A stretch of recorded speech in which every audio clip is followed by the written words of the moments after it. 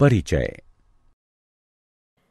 जैसा कि हम पहले से ही जानते हैं कि पौधे वर्ज्य गैसों से प्रकाश संश्लेषण द्वारा और पशु श्वसन द्वारा छुटकारा पाते हैं। हाँ, लेकिन ठोस और तरल वर्ज्य पदार्थ तो अभी भी उनके शरीर में होते हैं।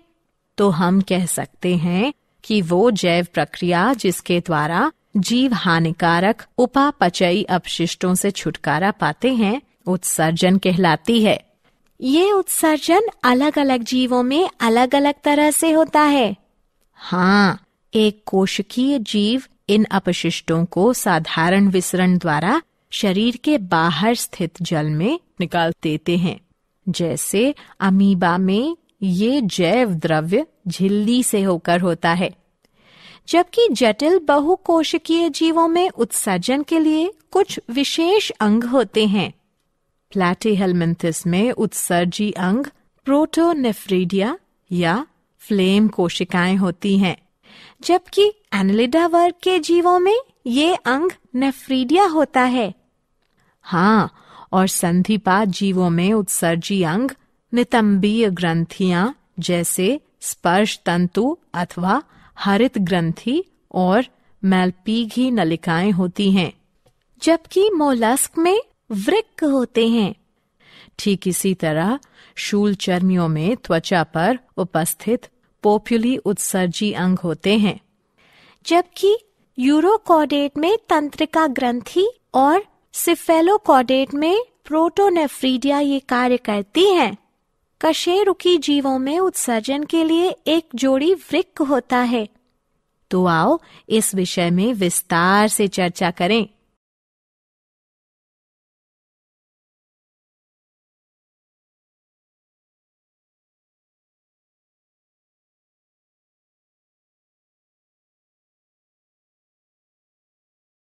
उद्देश्य।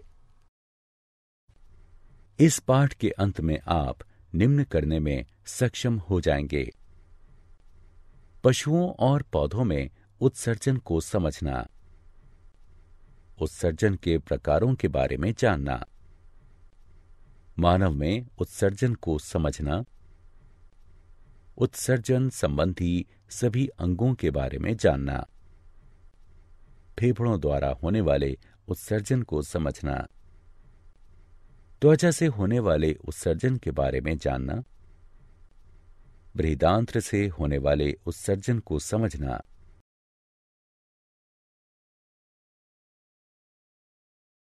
मूत्र प्रणाली की संरचना और कार्य प्रणाली को समझना, वृक्कों की संरचना और कार्य प्रणाली को समझना, मूत्रवाहिनी की संरचना और कार्य प्रणाली के बारे में जानना, मूत्राशय की संरचना और कार्य प्रणाली के बारे में जानना, वृक्काणुओं की संरचना और कार्य प्रणाली को समझना, कृत्रिम वृक्क और अपोहन का अध्ययन करना।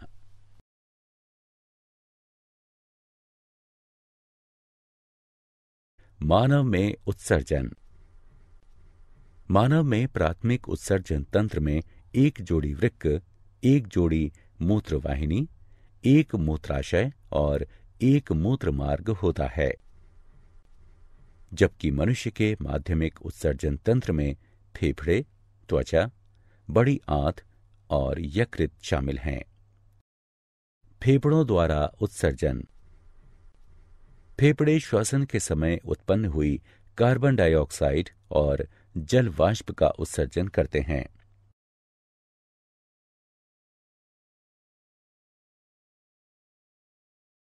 त्वचा द्वारा उत्सर्जन।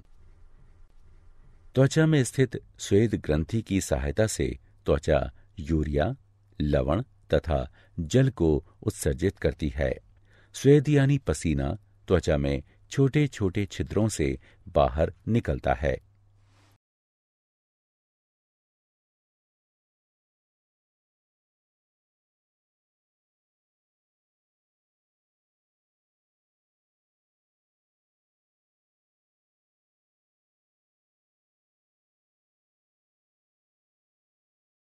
बृहदांत्र द्वारा उत्सर्जन। बृहदांत्र गुदा की सहायता से ना पचने योग्य भोजन को मल के रूप में बाहर निकाल देती है। यह अपशिष्ट पदार्थों का भंडारण क्षेत्र है, जहां ये बाहर निकाले जाने की प्रतीक्षा करते हैं।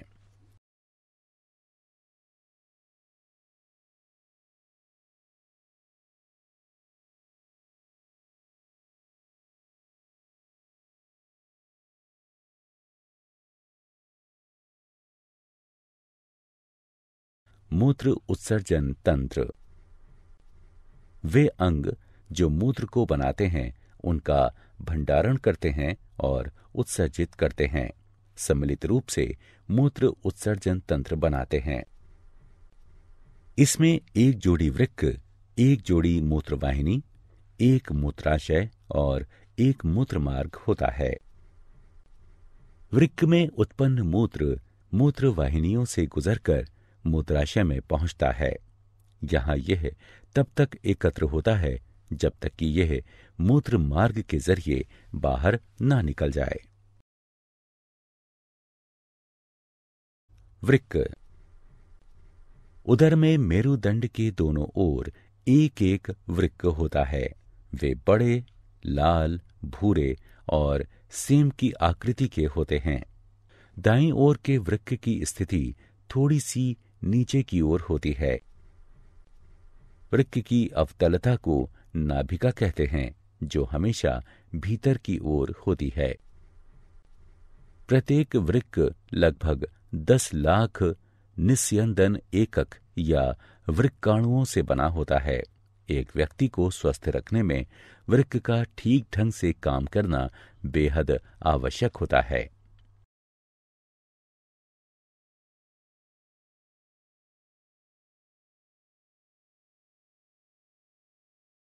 वृक्काणु।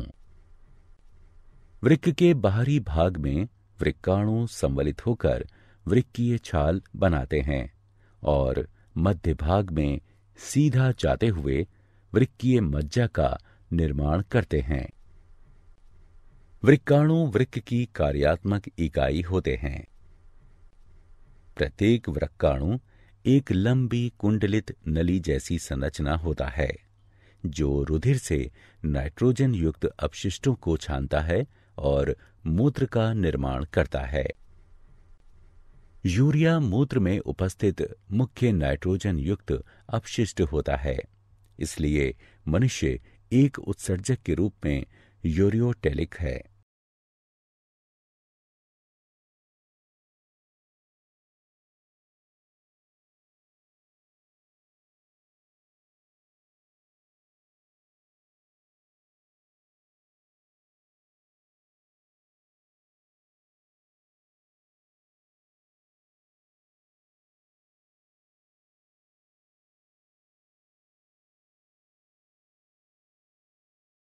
मूत्र वाहिनियां। ये लंबी, संकरी, पतली भित्ति वाली नली जैसी संरचनाएं होती हैं, जो वृक्क की नाभिका से प्रारंभ होकर नीचे की तरफ जाती हुई मूत्राशय से मिलती हैं। मूत्र वाहिनियां मूत्र को वृक्क से मूत्राशय तक क्रमाकुंचन द्वारा ले जाती हैं। मूत्राशय। मूत्राशय एक पतली भित्ति वाली, लचीली, नाशपाती के आकार की और प्रासार्य थैली होती है, जो उदर के निचले भाग में स्थित होती है। मूत्राशय मूत्र की अस्थायी भंडारण करने की थैली होती है।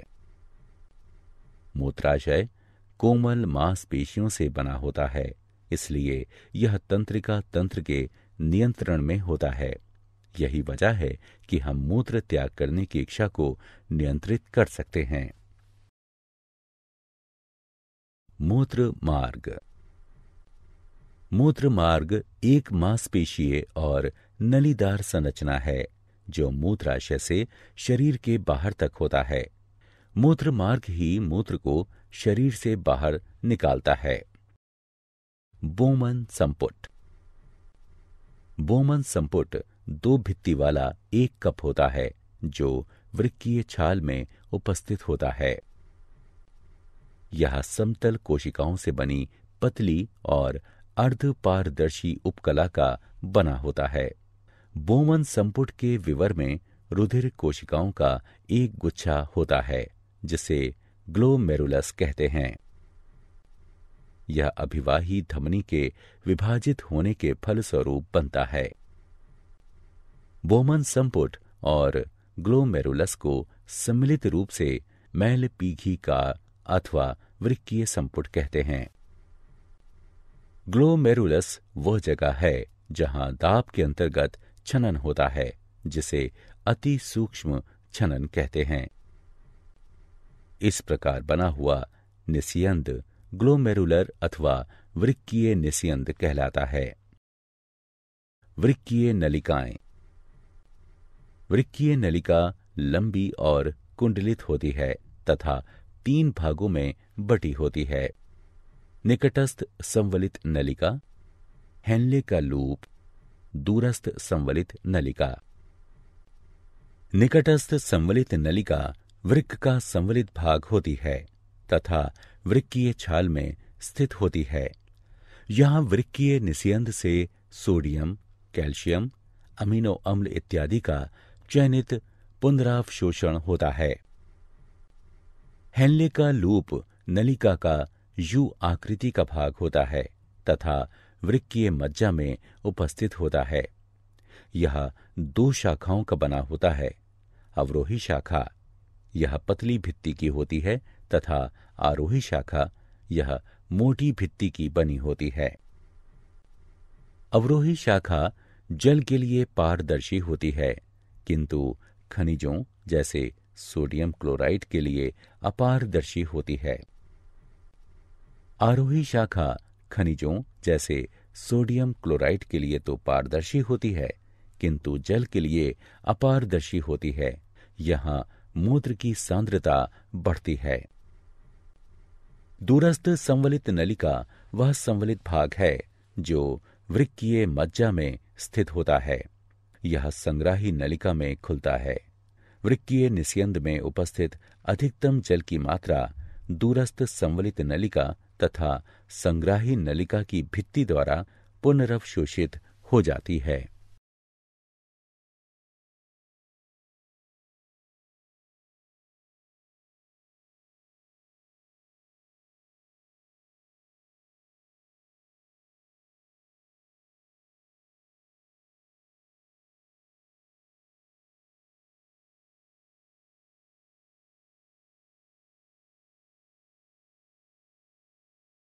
मूत्र का निर्माण।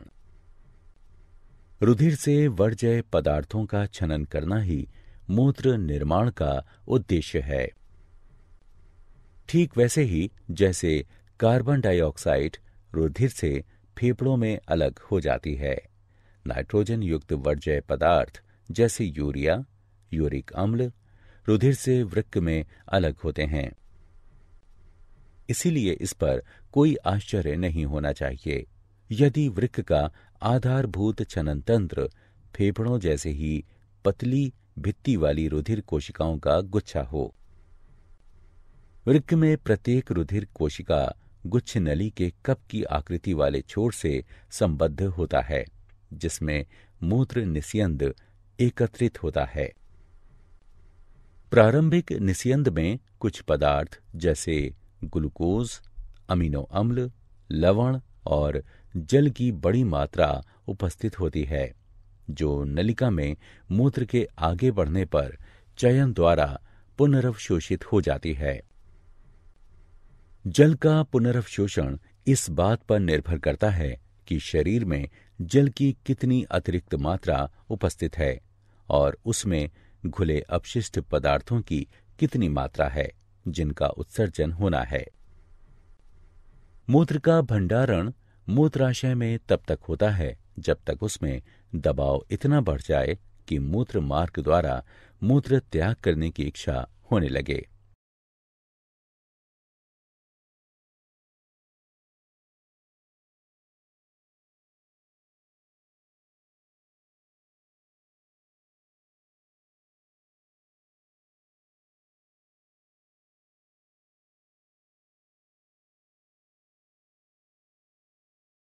कृत्रिम वृक्क, रुधिर अपोहन।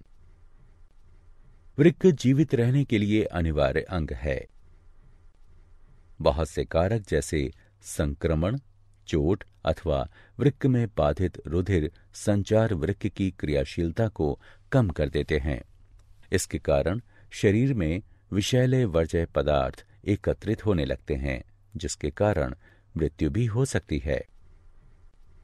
वृक्क के कार्य बंद कर देने की स्थिति में कृत्रिम वृक्क का उपयोग किया जा सकता है, जो नाइट्रोजन युक्त वर्ज्य पदार्थों को रुधिर से अपोहन द्वारा हटाने का उपकरण है।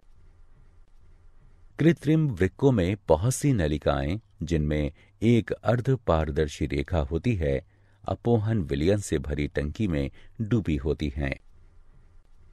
इस द्रव का परासरण दाब रुधिर के परासरण दाब के बराबर होता है, लेकिन इसमें नाइट्रोजन युक्त वर्ज्य पदार्थ नहीं होते हैं। रोगी का रुधिर इन्हीं नलिकाओं से होकर गुजरता है। यहां से गुजरते समय रुधिर में उपस्थित वर्ज्य पदार्थ विसरण द्वारा अपोहन विलयन में चले जाते हैं। शुद्ध रुधिर को पुनः रोगी के शरीर में भेज दिया जाता है। यह वृक्क की कार्यप्रणाली के ही समान है, लेकिन यह अलग है क्योंकि इसमें पुनर्वशोषण नहीं होता है। साधारणतया एक स्वस्थ वयस्क के वृक्क में प्रतिदिन 180 लीटर प्रारंभिक निस्यंद बनता है। हालांकि प्रतिदिन उत्सर्जित मात्रा 1 या 2 लीटर ही होती है, क्योंकि बाकी बचा निस्यंद वृक्क नलिकाओं में पुनर्वशोषित हो जाता है।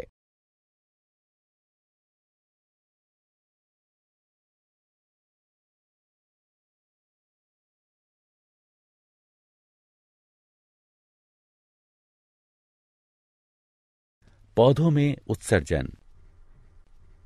पौधों में उत्सर्जन पशुओं से अलग दूसरे ही तरह से होता है। प्रकाश संश्लेषण के समय बनी ऑक्सीजन ही इनमें वर्ज्य पदार्थ होती है। हम पहले ही चर्चा कर चुके हैं कि पौधे कार्बन डाइऑक्साइड और ऑक्सीजन का किस प्रकार नियमन करते हैं। वे वाष्पोत्सर्जन द्वारा जल की अतिरिक्त मात्रा को उत्सर्जित कर देते हैं। दूसरे अपशिष्ट पदार्थ उनके उत्तकों में उपस्थित मृत कोशिकाओं में रहते हैं। पौधों को अपने कुछ भागों जैसे पत्तियों को खोकर ही वर्ज्य पदार्थों से छुटकारा मिलता है। बहुत से अपशिष्ट पदार्थों का भंडारण कोशिकीय रिक्तिकाओं में होता है। वर्ज्य पदार्थ पत्तियों में एकत्रित हो जाते हैं, जो बाद में टूट जाती हैं। दूसरे वर्ज्य पदार्थ जैसे रेजिन और गोंद पुराने जाइलम में एकत्रित होते हैं। पौधे कुछ अपशिष्ट पदार्थों को अपने आसपास की मृदा में भी उत्सर्जित करते हैं। क्या आप जानते हैं, शरीर से मूत्र को बाहर निकालना मिक्चुरेशन है, जिसे साधारणतया मूत्र त्याग करना कहते हैं। मधुमेह में ग्लाइकोजूरिया नाम की शर्करा की मात्रा बढ़ जाती है। एक सामान्य व्यक्ति एक दिन में 1.5 से 1.8 लीटर मूत्र का त्याग करता है। मादा में मूत्रवाहिनी से केवल मूत्र आता है, जबकि नर में मूत्र और शुक्राणु दोनों, इसलिए नर में इसे मूत्र जनन नलिका कहते हैं।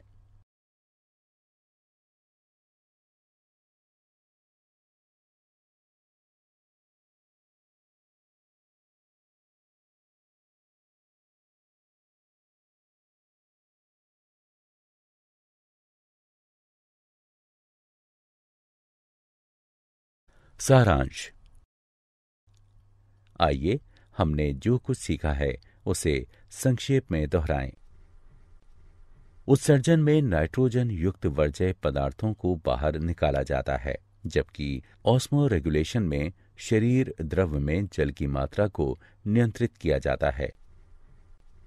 अलग अलग पशुओं में अलग अलग उत्सर्जी अंग होते हैं, जबकि निम्न स्तरीय जीवों में शरीर की त्वचा से ही उत्सर्जन होता है। मनुष्य का उत्सर्जन तंत्र वृक्क मूत्रवाहिनियों, मूत्राशय और मूत्र मार्ग से मिलकर बना होता है। वृक्क में उत्सर्जी इकाइयां होती हैं जिन्हें वृक्काणु कहते हैं।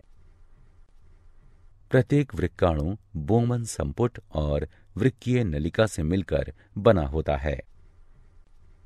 बोमन संपुट में ग्लोमेरुलस होता है जिसमें अति सूक्ष्म छनन होता है, जबकि वृक्कीय नलिकाओं में चयनित पुनरवशोषण होता है। रुधिर अपोहन उस व्यक्ति के रुधिर से नाइट्रोजन युक्त वर्ज्य पदार्थों को कृत्रिम वृक्क की सहायता से निकालने की क्रिया है जिसका वृक्क खराब हो चुका हो। पौधों में ऑक्सीजन और अतिरिक्त जल रंध्रों द्वारा बाहर निकल जाता है।